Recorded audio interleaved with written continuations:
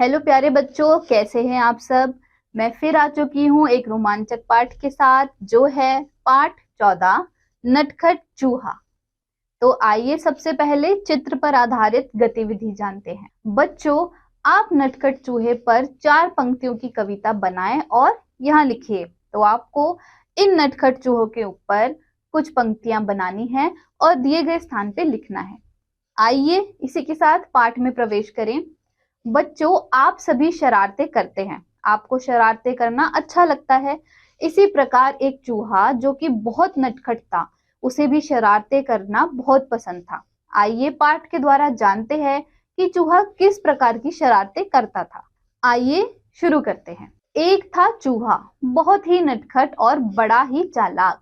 कुछ ना कुछ शरारत करने का उसका हमेशा मन करता रहता था। एक दिन उसने सोचा, आज मैं शहर जाऊंगा। बारिश के कारण बिल से बाहर निकलने बहुत दिन बीत गए हैं। घर में बैठे बैठे तंग आ गया हूँ। नटखट चूहा झटपट तैयार होकर शहर की ओर निकल पड़ा। वह मस्ती में झूमता हुआ चला जा रहा था कि रास्ते में उसे एक बड़ी सी कपड़े की दुकान दिखाई दी। दुकानदार अपनी दुकान खोलकर अंदर जा ही रहा था कि नटखट चूहा भी चुपचाप उसके पीछे अंदर चला गया। जैसे ही दुकानदार अपनी जगह पर बैठा, उसकी नजर चूहे पर पड़ी। दुकानदार ने कहा, अरे तू मेरी दुकान में क्या कर रहा है, चल भाग यहाँ से। चूहा बोला, मैं अपनी टोपी के लिए कुछ कपड़ा खरीदने आया हूँ। दुकानदार हंसा, हा हा हा, भाग यहाँ से, मैं चूहों का कोई सामान नहीं बेचता हूँ। चूहा गुस्से में बोला, तो तुम मुझे कपड़ा नहीं बेचोगे? दुकानदार बोला, चल जा यहाँ से, बेकार में मेरा समय बर्बाद ना कर। चूहा चिल्लाया, तुम मुझे कपड़ा देते हो या नहीं? दुकानदार बोला, नहीं, बिल्कुल नहीं। इस बार नटखट चूहे ने गाना गाया, रातों रात मैं जाऊंगा, अपनी सेना लाऊंगा, तेरे कपड़े कुतरूंगा। दुकानदार डरकर बोला, चूहे भैया ऐसा ना करना, मैं अभी तुम्हें रेशमी कपड़े का टुकड़ा देता हूँ। और उसने चूहे को रेशमी कपड़े का टुकड़ा दे दिया। कपड़ा लेकर चूहा उछलता कूदता दुकान से बाहर निकल गया। फिर वह एक दर्जी की दुकान में जा पहुंचा। चूहे ने कहा, दर्जी जी, मुझे तुमसे कुछ काम है। काम? क्या काम? दर्जी ने गुस्से से पूछा। चूहे ने दर्जी को रेशमी कपड़ा दिया और कहा, कृपया इस कपड़े की एक अच्छी सी टोपी सिल दो। दर्जी हंसा, चल हट यहाँ से, मेरा समय खराब ना कर, मेरे पास तेरा काम करने का समय नहीं है। दर्जी ने कहा। अब चूहे को गुस्सा आ गया। वह जोर से चिल्लाया, तुम टोपी सिलोगे या नहीं? दर्जी ने कहा, नहीं नहीं नहीं, बिल्कुल नहीं।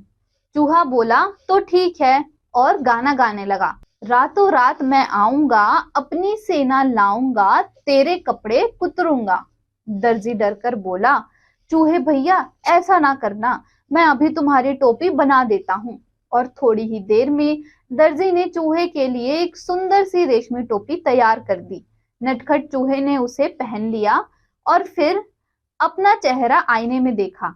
यह टोपी तो एकदम सादी है, मैं इस पर चमकीले सितारे लगवाऊंगा, चूहे ने सोचा। वह कूदता फांदता दुकान से बाहर निकल गया। वह सड़क पर शान से चल रहा था कि उसकी नजर एक छोटी सी दुकान पर पड़ी, जहां सुनहरे और रूपहले सितारे बिक रहे थे। अंदर जाकर वह इधर उधर उछलने कूदने लगा।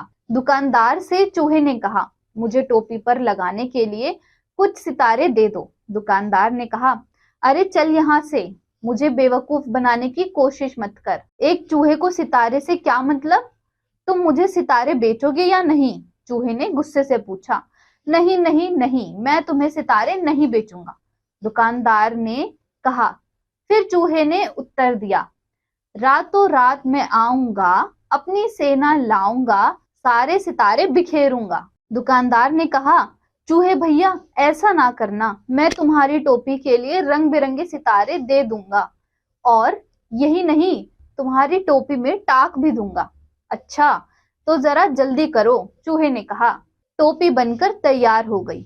चूहा टोपी पहनकर आईने के सामने खड़ा हुआ तो खुशी से उसका मन नाच उठा। वह सोचने लगा, मैं भी किसी राजा से कम नहीं हूँ, अपनी सुंदर टोपी किसे दिखाऊं? चलो अपनी चमकीली टोपी राजा को ही दिखाता हूँ। 1 घंटे के अंदर ही नटखट चूहा राजमहल में राजा के पास जा पहुंचा। वह राजा के सामने जा खड़ा हुआ। राजा अचानक चूहे को देखकर बहुत हैरान हुआ। उसने पूछा, अरे तुम यहाँ क्या कर रहे हो? चूहे ने कहा, महाराज पहले ये बताइए कि मैं इस टोपी में कैसा लग रहा हूँ। राजा ने उत्तर दिया, वाह तुम तो राजकुमार लग रहे हो। चूहा झटपट बोला, अच्छा तो फिर उतरो गद्दी से, यहाँ मैं बैठूंगा। राजा ने कहा, भाग यहाँ से, मेरी गद्दी चूहे के लिए नहीं है, इस पर केवल एक राजा ही बैठ सकता है। चूहे ने पूछा, तो क्या तुम मुझे अपनी गद्दी नहीं दोगे?